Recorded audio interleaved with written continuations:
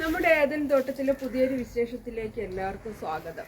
നമ്മളെല്ലാവരും ഗ്രോ ബാഗിൽ അല്ലെങ്കിൽ കുഞ്ഞു കുഞ്ഞു ചട്ടികളിൽ അങ്ങനെയൊക്കെയുള്ള രീതികളിലാണ് കൃഷി ചെയ്യുന്നത് അല്ലേ. അപ്പോൾ അത്തരത്തിലുള്ള കൃഷി ചെയ്യാനായിട്ട് നമുക്ക് അത്യാവശ്യം വേണ്ട ഒന്നാണ് ചകിരിച്ചോറ്. ചകിരിച്ചോറ് നല്ല റേറ്റ് ഉണ്ട്. പിന്നെ അത് പോയിട്ട് ചിലപ്പോൾ പ്രോസസ്ഡ് എന്ന് വെച്ചാൽ അതിന് എന്താണ് അതിൽ ഇത് പുതിയതായിട്ടുള്ള ചകിരിച്ചോറാകുമ്പോൾ അത് നമ്മൾ കൊണ്ടുവന്ന് ചെടികൾ നടുമ്പോൾ അതിന് ചെടിക്കൊരു മഞ്ഞളിപ്പ്, വളർച്ച കുറവ്, അങ്ങനെയൊക്കെയുള്ള പ്രശ്നങ്ങൾ ഉണ്ടാവാറുണ്ട്. അപ്പോൾ അങ്ങനെ വരാതിരിക്കാൻ വേണ്ടിയിട്ട് നമുക്ക് പ്രോസസ്ഡ് ആയിട്ടുള്ള ചകിരിച്ചോറ് വേണം. ചകിരി കമ്പോസ്റ്റ് കിട്ടണം. അപ്പോൾ ചകിരി കമ്പോസ്റ്റ് ആണോ അല്ലാത്തതാണോ നമുക്ക് കിട്ടുന്നതെന്ന് നമുക്കറിയാൻ പറ്റില്ല. അപ്പം നമ്മൾ ചകിരിച്ചോറ് എപ്പോഴും പ്രോസസ്സ് ചെയ്ത് തന്നെ ഉപയോഗിക്കണം. അപ്പം ചകിരിച്ചോറ് കൊണ്ടുവന്ന് പ്രോസസ്സ് ചെയ്യുക എന്ന് പറയുന്നത് നമുക്ക് ഇത്തിരി പണിയുള്ളൊരു കാര്യമാണ്. അപ്പോൾ അത്തരത്തിലുള്ള ബുദ്ധിമുട്ടുകൾ ഒഴിവാക്കാൻ വേണ്ടിയിട്ട് നമുക്കൊരു കാര്യം ചെയ്യാൻ പറ്റും. എന്താണെന്നറിയാമോ? നമ്മുടെ എല്ലാവരുടെയും വീട്ടിൽ കുറേയെങ്കിലുമൊക്കെ കരിയിലകളും അല്ലെങ്കിൽ നമ്മുടെ കള പറിക്കുന്ന പുല്ലുകൾ അത്തരത്തിലുള്ള സാധനങ്ങൾ ഉണ്ടാവൂലേ.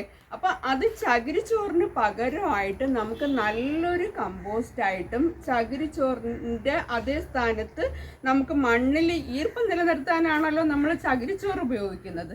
അത്തരത്തിലും അത് ഉപയോഗപ്പെടുത്താൻ പറ്റും. അപ്പം വെറുതെ നമ്മൾ കരിയിലകൾ പൊതയിടാനും അടിയിൽ ഫില്ല് ചെയ്യാനും ഒക്കെ ഉപയോഗിക്കാറുണ്ട്. എന്നാൽ ചകിരിച്ചോറിൻ്റെ സ്ഥാനത്ത് എങ്ങനെ നമുക്ക് കരിയില ഉപയോഗപ്പെടുത്താമെന്ന് നോക്കാം. ഇത് കണ്ടോ, ഇത് ഞാൻ കുറച്ച് ദിവസത്തിന് മുന്നേ ചാക്കിൽ കെട്ടി വെച്ച പച്ചിലകളും കരിയിലകളും കൂടെ ചേർന്നതാണ് കേട്ടോ. അതിനകത്ത് കുറച്ച് പ്ലാസ്റ്റിക് വന്നിട്ടുണ്ട്. പ്ലാസ്റ്റിക് ഒന്നും നമ്മൾ ഉപയോഗിക്കരുത്. പ്ലാസ്റ്റിക് ഒരിക്കലും മണ്ണിൽ ദ്രവിക്കില്ല. അതിന് തെളിവാണ് ഇത് കണ്ടോ. ഇത് മിനറൽ വാട്ടർ ബോട്ടിലിൻ്റെ ആ ഒരു ചുറ്റുമുള്ള ആ ഒരു കവറാണ്. അതൊക്കെ നമ്മൾ എടുത്ത് മാറ്റണം. ഇത് കണ്ടോ, ഏകദേശം ഒരു മാസം ആയതാണ്.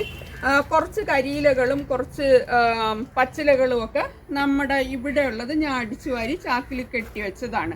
അപ്പം അത് ഇത്തരത്തിൽ നല്ലൊരു കമ്പോസ്റ്റ് ആവാൻ വേണ്ടിയിട്ട് ഞാൻ എന്താണ് ചെയ്തതെന്ന് കാണിക്കാം. നമുക്ക് എല്ലാവർക്കും ഇതുപോലെയുള്ള പ്ലാസ്റ്റിക് ചാക്കുകൾ കിട്ടാൻ ഈസിയാണ്.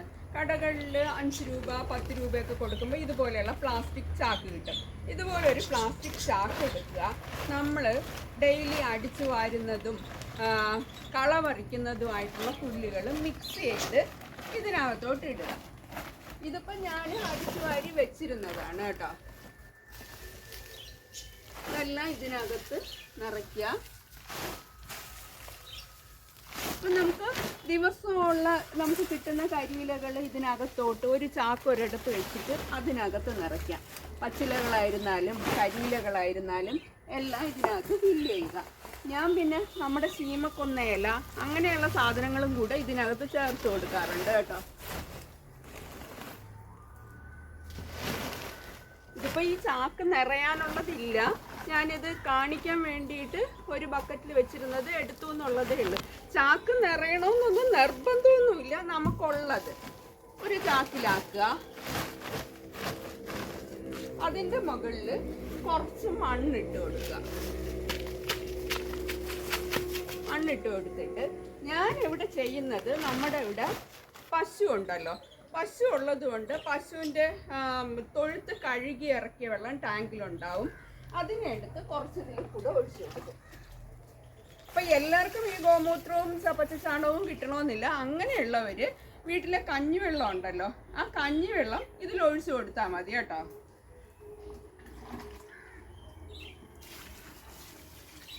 നല്ലതുപോലെ ഒന്ന് നനയ്ക്കുക. എന്നിട്ട് ഒരു കയറ് കൊണ്ട് ഇതിനെ കെട്ടി വയ്ക്കുക.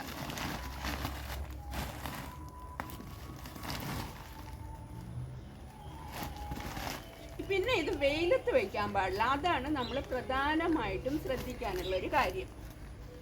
ഇത് നല്ലതുപോലെ നനച്ച് തണലത്ത് വെച്ച് കഴിഞ്ഞാൽ അവിടെ ഒരു കത്രികേണ്ട, അത് എടുത്തോട്ടെ. അപ്പോൾ ഇതിങ്ങനെ കെട്ടി വെച്ചതിന് ശേഷം ഇടയ്ക്ക് ഓരോ ഹോൾ കൊടുക്കുക. പിന്നെ ചെയ്യാനുള്ളത് ഞാൻ നേരത്തെ പറഞ്ഞതുപോലെ വെയിലത്ത് വയ്ക്കാതെ തണലത്ത് വയ്ക്കുക. ഒരു 2 ആഴ്ച 3 ആഴ്ചയൊക്കെ ആകുമ്പോഴത്തേക്കും നമുക്ക് നല്ല കമ്പോസ്റ്റ് കിട്ടുകയും ചെയ്യും. നല്ല കാർബൺ റിച്ച് ആയിട്ടുള്ള നമുക്ക് കാർബൺ ന്യൂട്രൽ മണ്ണാവണോ എന്നാണല്ലോ നമ്മുടെ മണ്ണ്. അപ്പോൾ കരിയില കമ്പോസ്റ്റ് നമ്മൾ ഉപയോഗിച്ച് കഴിയുമ്പോൾ നമുക്ക് എല്ലാ രീതിയിലും കൃഷിക്ക് നല്ലൊരു വളമായിട്ടും മണ്ണിലെ ഈർപ്പം നിലനിർത്താനും എല്ലാത്തിനും അത് ഉപയോഗിക്കും. അപ്പം വീട്ടിൽ കരിയിലകൾ സാധാരണ എല്ലാവരും കത്തിക്കാറുണ്ട്. ഇനി ആരും കരിയില കത്തിക്കാതെ ഇത്തരത്തിൽ ചെയ്താൽ നല്ല ഉപകാരപ്രദമായിട്ട് നമുക്കതിനെ കൃഷിക്ക് ഉപയോഗിക്കാൻ കഴിയും. അപ്പോൾ ഇന്നത്തെ വീഡിയോ എല്ലാവർക്കും ഇഷ്ടപ്പെട്ടല്ലോ അല്ലേ? ഇന്നത്തെ വീഡിയോ എല്ലാവർക്കും ഇഷ്ടപ്പെട്ടെങ്കിൽ നമ്മുടെ വീഡിയോ ഒന്ന് ലൈക്ക് ചെയ്ത് ഷെയർ ചെയ്ത് കമൻറ്റ് ചെയ്ത് ചാനൽ സബ്സ്ക്രൈബ് ചെയ്യാതെ കാണുന്നവർ ഒന്ന് സബ്സ്ക്രൈബും കൂടെ ചെയ്തേക്കണേ. അടുത്തൊരു വീഡിയോ ആയിട്ട് നമ്മൾ കാണുന്നത് വരെ ബൈ.